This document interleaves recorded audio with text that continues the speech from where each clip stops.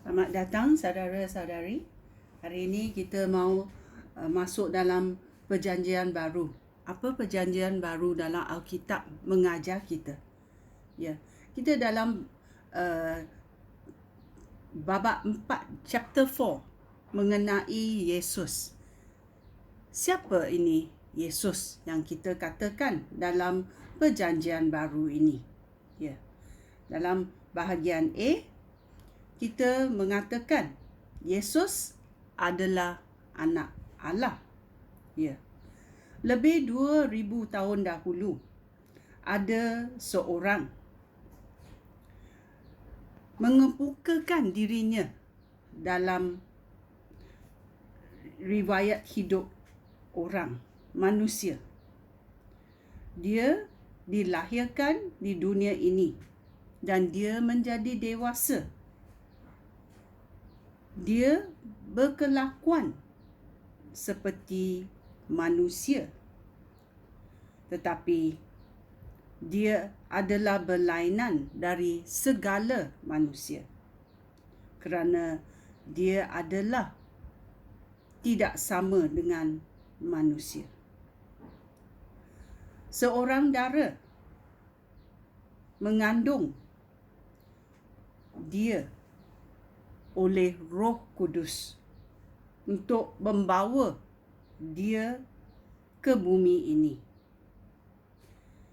Dia sendiri adalah Tuhan.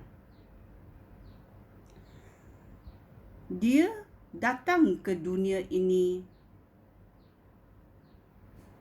sebagai manusia, badan manusia. Dan dia digelar anak Allah, sons of God. Mari kita pergi ke perjanjian baru dalam Lukas babak 1 ayat 26. Ya. Kerana Alkitab adalah ayat benar dari Tuhan, itulah kita mau selidiki ayat Tuhan. Ya.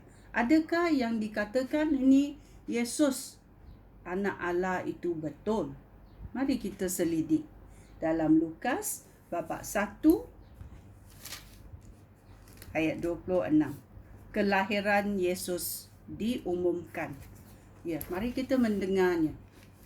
Setelah Elizabeth mengandung 6 bulan, Allah mengutus malaikat Gabriel ke Nazaret, sebuah kota di negeri Galilea. Gabriel membawa berita untuk seorang gadis yang bernama Maria. Dia telah bertunang dengan seorang lelaki bernama Yusuf, keturunan Raja Daud. Malaikat itu datang kepada Maria dan berkata, "Salam sejahtera, hai engkau yang sangat diberkati oleh Tuhan.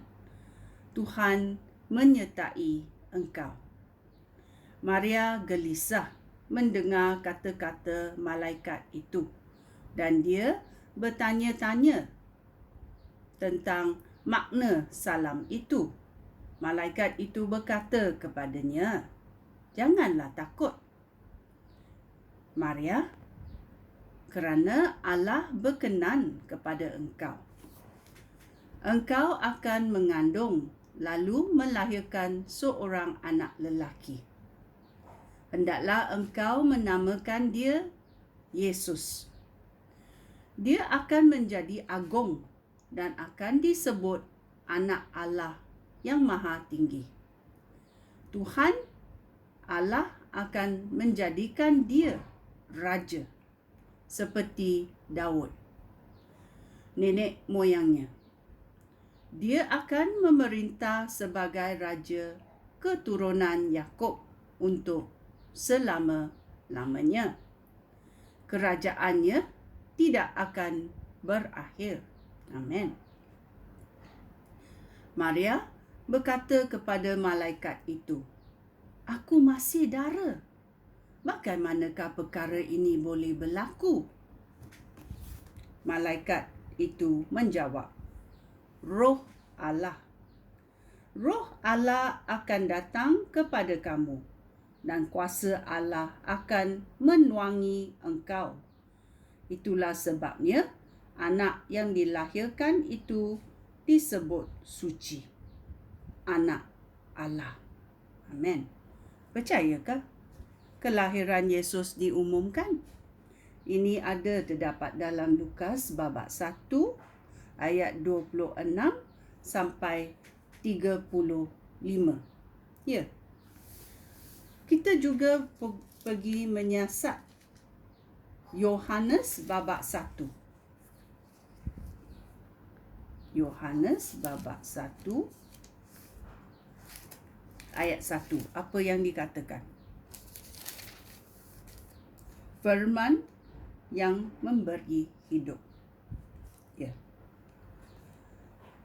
Sebelum dunia ini diciptakan, firman sudah ada. Firman itu bersama-sama Allah dan firman itu sama dengan Allah. Sejak permulaan, firman itu bersama-sama Allah. Allah menjadikan segala sesuatu melalui Dia. Tiada sesuatu pun di alam semesta itu yang dijadikan tanpa Dia. Firman itu sumber hidup, dan hidup itu memberikan cahayanya kepada manusia. Cahaya ini bersinar dalam kegelapan, dan kegelapan tidak dapat memadamkannya. Ya. Kita bersambung dalam ayat 14 yang berkata, firman itu sudah menjadi manusia dan tinggal antara kita. Kita nampak kemuliaannya, kemuliaan yang diterimanya sebagai anak tunggal Bapa. Melalui Dia, kasih Allah dan Allah sendiri ditunjukkan kepada kita. Ya. Ini bermakna Yesus adalah kasih. Ya. Kalau kita berkata Yesus adalah anak Allah, bila kita percaya, kita juga menjadi anak-anak Allah. Ya. Bolehkah kamu faham? Ya. Dalam Yohanes babak 1 ayat 1, firman yang memberikan hidup. Ya.